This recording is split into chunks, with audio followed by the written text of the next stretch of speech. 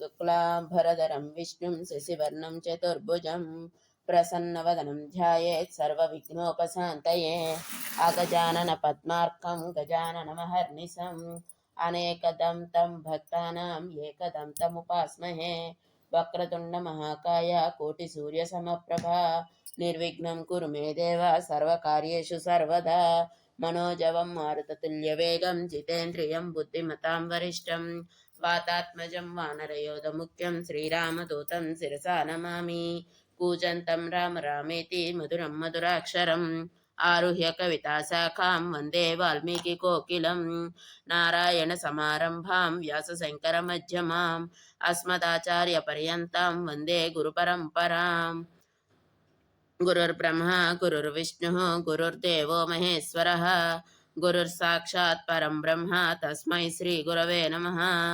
జై శ్రీరామ్. మనం రామాయణంలో బాలకాండలో 54వ సర్గ దగ్గర ఉన్నామండి. కామధేనువును తీసుకొని పోవుటకై విశ్వామిత్రుడు తన సేనలను ప్రయోగించుట, వాటిని ఎదుర్కొనుటకై కామధేనువు వశిష్ఠుని అనుమతితో బలమును సృష్టించుట. నిన్నటి రోజున మనం వశిష్ఠుల వారి దగ్గరికి విశ్వామిత్రుల వారు రావడం, విశ్వామిత్రుల వారు వశిష్ఠుల వారి దగ్గర ఉన్న కామధేనువుని అడగడం, ఆయన ఇవ్వను అనడం, ఈయన చాలా మటుకు బంగారం ఇస్తాను, మణులు ఇస్తాను, మాణిక్యాలు ఇస్తాను అని బతిమలాడటం వరకు చదువుకున్నాం. ఆ తర్వాత ఇంకా బతిమలాడారా, ఏం జరిగింది అనే కథా విశేషం ఇవాళ చదువుకుందాం. ఓ రామ, వశిష్ఠ మహాముని కామధేనువును తనకిచ్చుటకు నిరాకరింపగా అంతట విశ్వామిత్రుడు ఆ ధేనువును బలవంతముగా లాగుకొని పోసాగెను. ఓ రఘువర, మిక్కిలి బలశాలి అయిన ఆ రాజు ఆ విధముగా తీసుకొని పోవుచుండగా ఆ కామధేనువు తనలో దుఃఖశోకములు పెళ్ళుబుకుటతో కన్నీరు గార్చుచు ఇట్లు చింతింపసాగెను. మహనీయుడైన వశిష్ఠుడు నన్ను పరిత్యజించెనా ఏమి?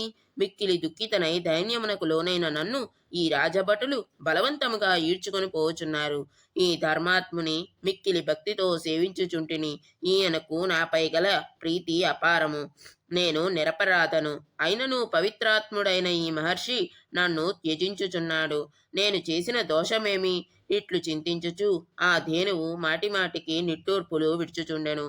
పిమ్మట ఓ రామ, వందల కొలతిగానున్న ఆ సైనికులను విదుల్చుకుని ఆ ధేనువు వాయువేగముతో వెళ్లి వశిష్ఠ మహాముని పాదములను ఆశ్రయించెను. ఆ కామధేనువు వశిష్ఠుని ఎదుట నిలిచి ఆర్తస్వరముతో ఏడ్చుచు మేఘ దుందుబి ధ్వనితో ఇట్లు విన్నవించెను. ఓ బ్రహ్మకుమార, పూజ్య మహర్షి, ఈ రాజ్యభటులు నీ నుండి నన్ను లాగుకొని పోవుచున్నారు. నీవు నన్ను పరిత్యజించితివా ఏమి? శోకముతో అలమటించుచున్న ఆ ధేనువు యొక్క మొరవిని ఆ బ్రహ్మర్షి దుఃఖిత అయిన ఒక సోదరితో వలె ఆ శబలతో ఇట్లనెను. ఓ శబల, నిన్ను నేను త్యజించుటలేదు. నీవు నాకు ఇసుమంతయు అపకారము చేయలేదు. బలశాలి అయిన ఈ రాజే బలగర్వముతో మత్తిల్లి నా నుండి బలవంతముగా నిన్ను గొనిపోవుచున్నాడు. ఇతనితో సమానమైన బలము నాకు లేదు. పైగా ఇతడు బలశాలి అయిన రాజు, క్షత్రియుడు, మీదు మిక్కిలి భూమండలమునకు అధిపతి. తపోబలముతో రాజును దండింపరాదు. చతురంగ బల సమన్విత అయిన ఒక అక్షౌణి సేనతో కూడియున్న ఇతడు మిక్కిలి శక్తిశాలి.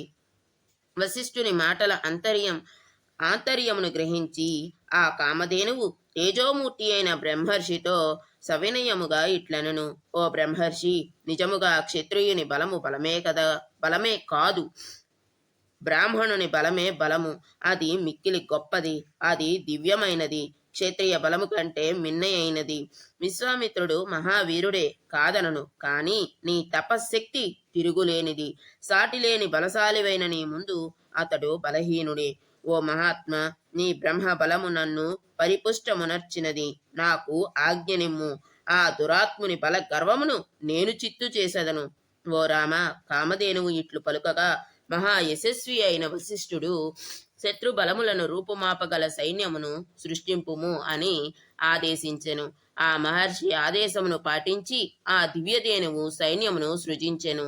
ఆ ధేనువు యొక్క హుంబారవము నుండి వందల కొలది పప్లవులు అంటే మ్లేచ్ఛ జాతి సైనికులు బయల్వెడలి విశ్వామిత్రుడు చూచుచుండగానే అతని బలమునన్నింటినీ నశింపజేయసాగిరి. తన బలములన్నీ హతమగుట చూచి విశ్వామిత్రుడు మిక్కిలి క్రుద్ధుడై రథమును అధిరోహించెను. పిమ్మట రోషముతో కన్నులెర్రజేయుచు వివిధములకు శస్త్రములతో పప్లవులను హతమార్చెను. వందల కొలది పప్లవులు విశ్వామిత్రుని చేతిలో మసి అయిపోగా చూచి ఆ ధేనువు క్రుద్ధయై వెంటనే శకులను యవనులను అసంఖ్యాకముగా సృజించెను. శకులతో యవనులతో ఆ ప్రదేశమంతయు నిండిపోయెను. వారు మహావీరులు, మిక్కిలి ప్రభావశాలురు. సంపెంగ కేసరముల వలె బాసిల్లుచుండిరి. పొడవైన ఖడ్గములను కత్తులను ధరించియుండిరి. బంగారు వన్నె వస్త్రములను దాల్చియుండిరి. అట్టి ఆ సైనికులు విశ్వామిత్రుని బలములన్నింటినీ మహాగ్ని జ్వాలల వలె భస్మమనర్చిరి. అంతట మహాబలశాలి అయిన విశ్వామిత్రుడు గొప్ప శక్తిగల అస్త్రములను ప్రయోగింపగా యవనులు, కాంభోజులు, పప్లవులు అను మ్లేచ్ఛ జాతుల వారు చెల్లాచెదురైపోయిరి. 55వ సర్గము. విశ్వామిత్రుడు పరమశివుని అనుగ్రహముచే అస్త్రబలమును సంపాదించి వశిష్ఠాశ్రమమును ధ్వంసం గావించుట, వశిష్ఠ మహర్షి తన బ్రహ్మదండముతో ఆయనను ఎదుర్కొనుట. విశ్వామిత్రుని అస్త్ర ప్రభావంచే వ్యాకులపాటునకు లోనైన ఆ సైనికులను చూచి వశిష్ఠుడు, ఓ కామధేను, నీ యోగ మహిమచే వీరులైన సైనికులను సృష్టింపుము ఆ ధేనువును ప్రోత్సహించెను. అంతటా ఆ ధేనువు కుంభారవము నుండి సూర్య తేజస్సు గల కాంభోజులు, పొదుగు నుండి శస్త్రములను ధరించగల పప్లవులు పుట్టుకొని వచ్చిరి. యోని ప్రదేశం నుండి యవనులు, పురీష ప్రదేశము నుండి శకులు, రోమకూపముల నుండి మ్లేచ్చులు, హరీతులు, కిరాతులు ఉద్భవించిరి. ఓ రఘునందన, ఆ పప్లవాది సైనికులచే విశ్వామిత్రుని చతురంగ బలములన్నీ తక్షణమే నేలపాలాయను. మహాత్ముడైన వశిష్ఠుని కారణముగా తమ సైన్యములన్నీ మసి అయిపోగా విశ్వామిత్రుని 100 మంది సుతులను కూడా మిక్కిలి క్రుద్ధులై వివిధములకు ఆయుధములను చేతపట్టి తపోధనుడైన వశిష్ఠునిపై దాడి చేసిరి. అప్పుడు పూజ్యుడైన ఆ మహర్షి ఒక్క హుంకారంతో వారి అందరినీ భస్మమునర్చెను. విశ్వామిత్రుని పుత్రులతో పాటు వారి చతురంగ బలములను మహాత్ముడైన వశిష్ఠుని వలన క్షణకాలములో బుగ్గి అయిపోయెను. తన 100 మంది కుమారులు సమస్త బలములను నశించిపోవుటను చూచి సుప్రసిద్ధుడైన విశ్వామిత్రుడు సిగ్గుపడి మిగులు చింతాక్రాంతుడయ్యెను. సముద్రుని వలె అతని వేగము చల్లారెను. అతడు కోరలు తీసిన పాము వలె శక్తిహీనుడాయెను. రాహుగ్రస్తు సూర్యుని వలె వెంటనే తేజోవిహీనుడయ్యెను. 100 మంది పుత్రులును సమస్త బలములు నశింపగా రెక్కలు దిగిన పక్షి వలె దీనుడయ్యెను. అతని గర్వము అణగెను, ఉత్సాహము నీరుగారెను, నిర్వేదము ఆవరించెను. క్షాత్ర ధర్మమును అనుసరించి ఈ పొడమిని పాలింపుము అని విశ్వామిత్రుడు ఒక కుమారునకు రాజ్యభారమును అప్పగించి వనములకేగెను. కిన్నరులు, నాగులు సంచరించునట్టి హిమవత్ పర్వత ప్రాంతములకు చేరి ఆ విశ్వామిత్రుడు పరమేశ్వరుని అనుగ్రహము పొందుటకై తపస్సు చేయసాగెను. పిమ్మట కొంతకాలమునకు వృషభధ్వజుడు, వరదుడు అయిన పరమశివుడు మిక్కిలి పట్టుదల గల విశ్వామిత్రునకు దర్శనమిచ్చి ఇట్లనెను, ఓ రాజా, నీవు ఎందులకు తపస్సు చేయుచుంటివి? నీ కోరికను తెలుపుము. నీ ఎడ ప్రసన్నుడనైతిని. నీ అభిమతము ప్రకటింపుము. మహా తపస్వి అయిన విశ్వామిత్రుడు మహాదేవుని ప్రసన్న వచనములను విని ఆయనకు ప్రణమిల్లి ఇట్లు విన్నవించుకొనెను, ఓ పరమేశ్వర, నా తపస్సు మీ మెప్పు బడసినచో సాంగోపాంగముగా ధనుర్విద్యను, ఉపనిషత్ రహస్యములను నాకు ప్రసాదింపుడు. దేవతలు, దానవులు, మహర్షులు, గంధర్వులు, యక్షులు, రాక్షసులు మొదలగు వారి ఎందుగల అస్త్ర పటిమ నాకును అప్పునట్లు అనుగ్రహింపుడు. ఓ దేవదేవ, ఇదియే నా కోరిక. అంతట పరమశివుడు అట్లే అగుగాక అని పలికి అంతర్ధానమయ్యను. మహాబలశాలి రాజర్షి అయిన విశ్వామిత్రుడు సహజముగానే గర్వము గలవాడు. దివ్యాస్త్రములను పొందుట వలన ఆయన గర్వము ఇంకనూ అధికమాయెను. పర్వకాలమునందు సముద్రము వలె పరాక్రమ వృద్ధితో అతడు పొంగిపోయెను. అప్పుడతడు ఇక ఋషీశ్వరుడైన వశిష్ఠుడు హతుడైనట్లే అని తలపోసెను. పిమ్మట ఆ రాజు వశిష్ఠుని ఆశ్రమమునకు వెళ్ళి తన అస్త్రములను ప్రయోగించెను. ఆ అస్త్రముల ధాటికి ఆ తపోవనము పూర్తిగా దగ్ధమైపోయెను. శక్తిమంతుడైన విశ్వామిత్రుడు అట్లు అస్త్రములను ప్రయోగించుచుండుట చూచి మునులందరూ వశిష్ఠుని శిష్యులను గుంపులు గుంపులుగా నలుదిక్కులకు పరుగులు తీసి అట్లే వేల కొలది మృగములు పక్షులు భయభ్రాంతులకు లోనై పారిపోయెను. మహాత్ముడైన వశిష్ఠుని ఆశ్రమమునందలి వృక్షములు పొదలు ధ్వంసము కాగా అది శూన్యమయ్యెను. క్షణములో ఆ ప్రదేశమంతయు ఊషర క్షేత్రమును తలపింపజేసెను. అందు నిశ్శబ్దము తాండవించెను. అంతట వశిష్ఠ మహాముని భయపడకు భయపడకు, సూర్యుడు మంచువును వలె ఈ క్షణముననే విశ్వామిత్రుని చేసేదను అని అభయవచనములను పలుకుచున్నను. వారు పారిపోవుచునే ఉండిరి. జప తపస్సంపన్నుడు మహా తేజస్వి అయిన వశిష్ఠుడు క్రుద్ధుడై విశ్వామిత్రునితో ఇట్లు పలికెను. ఓ మూర్ఖుడా, ఎంతో కాలము నుండి పూల మొక్కలతో ఫల వృక్షములతో వృద్ధి పొందుచు కలకలలాడుచున్న ఈ వనవాటికను ధ్వంసమునర్చిన దురాచారుడవు నీవు. ఇక నీకు నూకలు చెల్లినట్టే అని పలికి క్రోధావేశముతో వెంటనే పొగలేని ప్రళయాగ్ని వలె మరి ఒక యమదండము వలె ఒప్పుచున్న భయంకరమైన తన దండమును చేబూని నిలిచెను. విశ్వామిత్రునికి కలిగిన ఒకే ఒక్క కోరిక కామధేనువు. ఆ ఒక్క కోరిక వల్ల ఆయన ఎంత ధ్వంసానికి పాల్పడ్డారో మనం ఈరోజు కథలో చదువుకుంటున్నాం. ఒక కోరిక ఎటువంటి మనిషినైనా ఎంతవరకు నశింపజేయగలదు అనే అంశాన్ని ఈ కథ ద్వారా మనం నేర్చుకోవాలి. 56వ సర్గ. విశ్వామిత్రుడు ప్రయోగించిన అస్త్రములను అన్నింటినీ వశిష్ఠుడు వమ్ముగావించుట. ఇట్లు పలికిన వశిష్ఠునితో బలశాలి అయిన విశ్వామిత్రుడు ఆగ్నేయాస్త్రమును సంధించి నిలువుము అని హెచ్చరించెను. అప్పుడు పూజ్యుడైన వశిష్ఠుడు మరి ఒక యమదండం అయినట్లున్న తన బ్రహ్మదండమును పైకెత్తి కోపంతో హుంకరించుచు ఇట్లు నుడివెను. ఓ క్షత్రియాధమా, గాదిపుత్ర, ఇదిగో ఇక్కడనే ఉన్నాను. నీ బలం ఎంతటితో చూపుము. నీ శస్త్ర గర్వమును ఇప్పుడే అణచెదను. ఓ దుష్ట క్షత్రియ, బ్రహ్మ బలము ముందు క్షత్రియ బలమెంత? దివ్యమైన నా బ్రహ్మ బలమును చూడుము. విశ్వామిత్రుడు ప్రయోగించిన ఘోరమైన ఆ ఆగ్నేయాస్త్రము నీటి దెబ్బకు నిప్పువలే వశిష్ఠుని బ్రహ్మదండము ప్రభావమున నిస్తేజమయ్యను. అందులకు కుపితుడైన విశ్వామిత్రుడు క్రమముగా వారుణాస్త్రమము, రౌద్రాస్త్రమము, ఇంద్రాస్త్రమము, పాశుపతము, ఇషికాస్త్రమము ప్రయోగించెను. ఓ రామ, ఇంకను అతడు మానవము, మోహనము, గాంధర్వము, స్వాపనము, జృంభణము, మాదనము, సంతాపనము, విలాపనము, శోషణము, దారుణము, అజేయమైన వజ్రాస్త్రము, బ్రహ్మపాశము, కాలపాశము, వరుణపాశము, పైనాకము, దయితము, శుష్కాశిని, అర్ధాశిని, దండము, పైశాచము, క్రౌంచము అను అస్త్రములను, ధర్మచక్రము, కాలచక్రము, విష్ణుచక్రము, వాయువ్యము, మదనము, హయశిరము అను అస్త్రములను ప్రయోగించెను.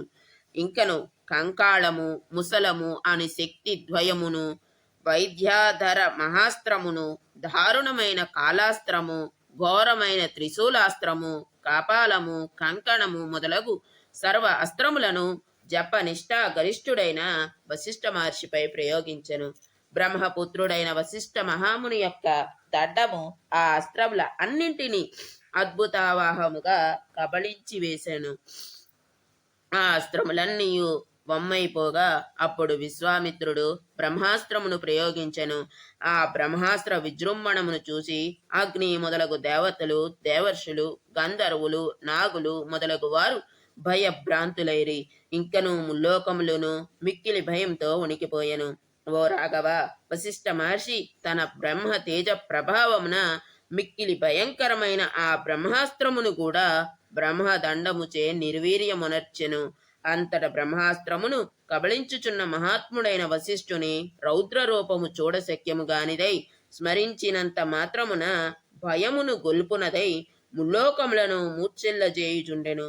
మహానుభావుడైన వశిష్ఠుని యొక్క రోమ కూపముల నుండి పొగతో నిండిన జ్వాలలు గల అగ్ని కిరణములు బహిర్గతములగుచున్నట్లు ఉండెను. వశిష్ఠుడు చేతబట్టిన బ్రహ్మదండము పొగలేని ప్రళయాగ్ని వలె మరి ఒక యమదండము రీతిగను ప్రజ్వరిల్లెను.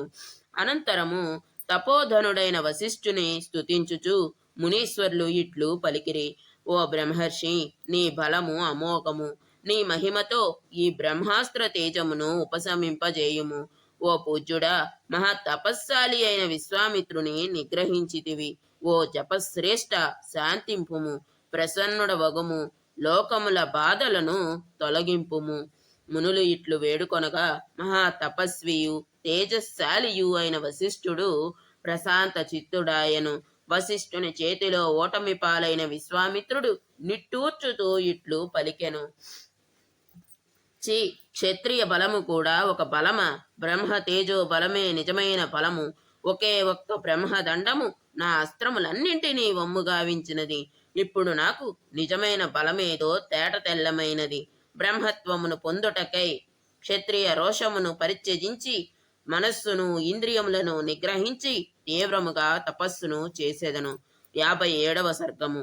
విశ్వామిత్రుడు రాజర్షియకుట.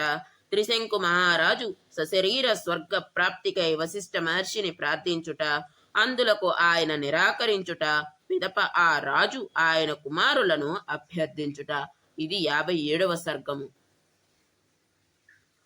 ఓ రాఘవ, మహాత్ముడైన వశిష్ఠునితో వైరము పూనుట వలన తనకు కలిగిన పరాభవమును గుర్తు చేసుకొనుచు విశ్వామిత్రుడు మిక్కిలి పరితపింపసాగెను.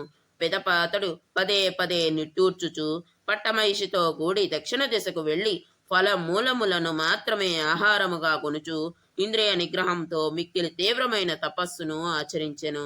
అక్కడ ఆయనకు హవిష్యందుడు, మధుష్యందుడు, దృఢనేత్రుడు, మహారథుడు అను 4 పుత్రులు కలిగిరి.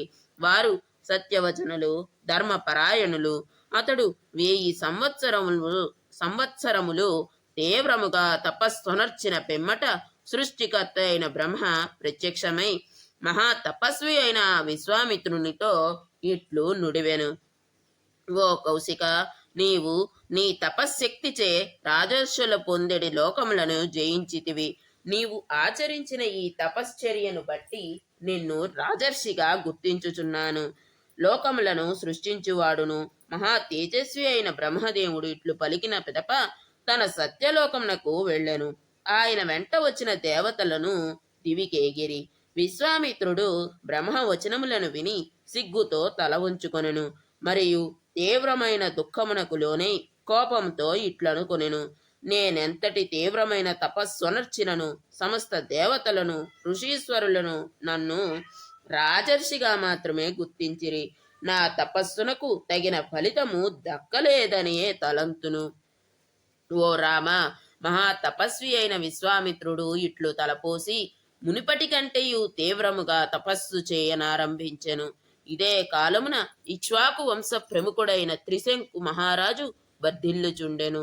అతడు సత్యవాది, జితేంద్రియుడు, అన్ని విధములుగా ఖ్యాతికెక్కినవాడు. ఓ రఘువర, గొప్ప యజ్ఞములను అనర్చి తత్ప్రభావమున దేవతలకు నివాస భూమి అయిన స్వర్గమును సశరీరముగా వెళ్ళవలెను అని అతనికి బుద్ధి పుట్టెను. వెంటనే అతడు వశిష్ఠ మహర్షిని ఆహ్వానించి ఆయనకు తన సంకల్పమును తెలిపెను. అంతట మహాత్ముడైన వశిష్ఠుడు అది అసాధ్యము అని వచించెను. వశిష్ఠుడు తన కోరికను నిరాకరింపగా ఆ రాజు దక్షిణ దిశగా బయలుదేరెను. తమన మనోరథ సిద్ధికై వశిష్ఠుని పుత్రులు కడకు వెళ్ళెను. అతడు దీర్ఘకాలము నుండి తపమనరించుచు తేజోమూర్తులైన పెక్కుమంది వశిష్ఠ పుత్రులను మహా తేజస్వియగు త్రిశంకువు దర్శించెను. అతడు మహాత్ములైన గురు సుతులనందరినీ సమీపించి క్రమముగా వినయముతో వారికి ప్రణమిల్లెను. పిమ్మట లజ్జతో తల ఉంచుకొని అంజలి ఘటించి ఆ మహానుభావులతో ఇట్లు విన్నవించుకొనెను: మీరు అనన్య శరణ్యులు. ప్రపత్తితో మిమ్ము శరణుజొచ్చుచున్నాను. నన్నాదుకొనుడు, మీకు పుణ్యముండును. మహాత్ముడైన వశిష్ఠ మహర్షిచే నేను నిరాకరింపబడి తిని. నేనొక మహాయజ్ఞమును చేయదలిచి తిని. దానికి మీరు అనుజ్ఞయిండు. గురుపుత్రులైన మీ అందరికీ నమస్కరించి వేడుకొనుచున్నాను. తపమునరించుచున్న బ్రహ్మవేత్తలైన మీకు శిరసా ప్రణమిల్లి ప్రార్థించుచున్నాను. నేను సశరీరముగా దేవలోకమును పొందగోరుచున్నాను. నా మనోరథ సిద్ధికై పూజ్యులైన మీరు విచ్చేసి నాతో యజ్ఞమును జరిపించగలరు.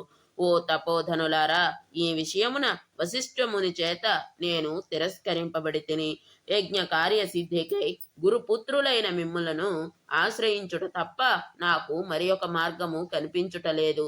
ఇక్ష్వాకు ప్రభువులందరికీ పురోహితుడైన వశిష్ఠుడే వారికి పరమగతి.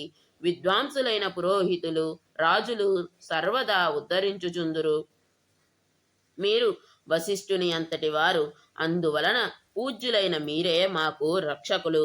58వ సర్గము. వశిష్ఠుని పుత్రులు శాప కారణముగా త్రిశంకువు చండాలత్వమును పొందుట, పిమ్మట అతడు విశ్వామిత్రుని చేరి మొరపెట్టుకొనుట. ఓ శ్రీరామ, త్రిశంకు వచనములను వినిన పిమ్మట వశిష్ఠ మహర్షి పుత్రులు 100 మిక్కిలి క్రుద్ధులై ఆ రాజుతో ఇట్లు నుడివిరి. ఓ దుర్బుద్ధి, సత్యవ్రతుడైన వశిష్ఠుడు నిరాకరింపగా ఆయన మాటను పెడచెవిని పెట్టి ఆయన పుత్రులమైన మమ్ము ఎట్లు ఆశ్రయించుచుంటివి? ఇక్ష్వాకు ప్రభువులందరికీ పురోహితుడైన వశిష్ఠుడే పరమ గురువు. సత్యవాది అయిన ఆ మహర్షి వచనమును అతిక్రమింపరానిది. పరమ పూజ్యుడైన ఆ మహర్షి నీవు సశరీరముగా దివికేకుట అసాధ్యము అని నుడివెను కదా. అట్టి యజ్ఞమును నీచే మేము ఎట్లు జరిపింపగలము? ఓ రాజా, నీవు మూర్ఖుడవు. ఇక నీవు నీ నగరము దారి పట్టవచ్చును. పూజ్యుడకు వశిష్ఠుడు ముల్లోకములలో ఎవరిచేనైనను యజ్ఞము చేయింప సమర్థుడు. ఆయన మాటను కాదని మేము నీచే యజ్ఞము జరిపించి ఆయనని ఎట్లా అవమానింపగలము? క్రోధావేశముతో పలికిన వారి మాటలను విని ఆ రాజు మరల వారితో ఇట్లు నుడివెను. గురువైన వశిష్ఠుడు అట్లే ఆ గురువుగారి పుత్రులైన మీరును నన్ను తిరస్కరించితిరి. ఓ తపోధనులారా, మీకు శుభమగుగాక. నేను మరి ఒక దారి చూచుకొందును, మరి ఒకరిని ఆశ్రయింతును. సాక్షాత్తు బ్రహ్మపుత్రుడు కులగురువైన వశిష్ఠుని మాటను త్రోసిపుచ్చుటయే గాక ఆ రాజు దురహంకార పూరితుడై ఇతరులను ఆశ్రయించదను అని పలికిన మాటలను విని ఆ మహర్షి పుత్రులు మిక్కిలి క్రుద్ధులై నీవు చండాలత్వమును పొందుదుగాక అని అతనిని శపించిరి. తదనంతరము ఆ మహాత్ములు తమ ఆశ్రమమునకు చేరిరి. ఋషి పుత్రుల నుడివిన ఘోర శాప వచనములను విని మిక్కిలి ఖిన్నుడై ఆ త్రిశంకు ప్రభువు తన నగరమునకు చేరి చింతింపసాగెను. ఇట్లు ఆ రాత్రి గడిచినంతనే రాజు చండాల రూపము పొందెను. అతడు ధరించిన పీతాంబరము నలుపు రంగుకు మారెను. అతని శరీరము కూడా నల్లనిదై తేజో విహీనమయ్యెను. కరుకుదనమును పొందెను. కేశములు కురుచెనయ్యెను. అతడు శ్మశానమందలి మాలలను బూడిదను దాల్చియుండెను. అతని ఆభరణములన్నీ ఇనుపవయ్యెను. ఓ రామ, చండాల రూపమును పొందిన ఆ రాజును చూసి మంత్రులు అందరూ భయపడి పారిపోయిరి. పురజనులను భీతితో వారిని వెన్నంటి పరుగులు తీసిరి. ఓ రాఘవ, ఆ రాజు ఒంటరివాడై రాత్రింబవళ్ళు దుఃఖముతో కుమిలిపోవుచున్న ధైర్యము వహించి తపోధనుడు వశిష్ఠుని ఎడ వైరభావము కలవాడైన విశ్వామిత్రుని కడకు చేరెను. మిత్రుడికి మిత్రుడు మిత్రుడే అవుతాడు, అదే మిత్రునికి శత్రువు కూడా మిత్రుడే అవుతాడు అనే మనకి తెలిసిన విషయమే. మరి వశిష్ఠుల వారికి శత్రువు ఎవరయ్యా అంటే విశ్వామిత్రుల వారే కదా. ప్రస్తుతం ఆయన దగ్గరికే ఈయన వెళ్ళి అడిగాడనమాట. ఏం జరిగిందో చదువుదాం. ఓ శ్రీరామ, వశిష్ఠ పుత్రుల శాపము వలన ఇహపర సుఖములకు దూరమై చండాల రూపమునున్న ఆ త్రిశంకుని చూచి విశ్వామిత్రుని అతనిపై జాలిపడెను. మిక్కిలి ధార్మికుడు మహా తేజస్వి అయిన ఆ ముని భయంకర రూపముతోనున్న ఆ రాజును చూచి కనికరము చూపి నీకు శుభమగుగాక అనుచు ఇట్లు వచించెను. మహాబలశాలివైన ఓ రాజా, నీవు వచ్చిన పని ఏమి? వీరుడవైన ఓ అయోధ్యాపతి, ఎవరి శాపము వలన నీకు ఈ చండాలత్వము దాపురించినది? పెద్దలతో మాట్లాడుటలో కుశలుడైన ఆ రాజు మహర్షి మాటలను విని అంజలి ఘటించి తనకు చండాలత్వము ప్రాప్తించుటకు కారణమైన శాపమును గూర్చి వాక్చాతుర్యము గల విశ్వామిత్రునకు ఇట్లు వివరింపసాగెను. సశరీర స్వర్గ ప్రాప్తి కలుగవలనను నా కోరికను గురువైన వశిష్ఠుడు ఆయన కుమారులు తిరస్కరించిరి. ఆ కోరిక నెరవేరలేదు సరికదా, దానికి తోడు గురుపుత్రుల శాప కారణముగా నాకు ఈ చండాల రూపము ప్రాప్తించినది. ఓ సౌమ్యుడా, ఈ శరీరంతో స్వర్గమును పొందవలనను వాంఛతో 100 యజ్ఞములను ఆచరించి తిని ఆ యజ్ఞ ఫలము కూడా నాకు దక్కలేదు. ఓ మహాత్మా, నా క్షత్రియ ధర్మపుపై ఆన, ఎట్టి క్లిష్ట పరిస్థితులలోనూ ఇంతవరకు నేను ఎన్నడూ అసత్యమును పలక ఎరుగను, ఇక ముందు పలకబోను అని అనేక విధములుగా యజ్ఞములను ఆచరించి తిని ప్రజలను ధర్మమును అనుసరించి పరిపాలించి తిని గురువులను మహాత్ములను నా సద్గుణములకు సదాచారములకు ఎంతయు సంతోషించిరి.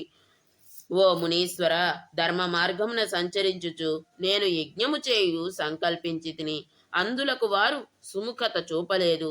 దీనిని బట్టి చూచినచో ఈశ్వరేచ్ఛయే తిరుగులేనిది.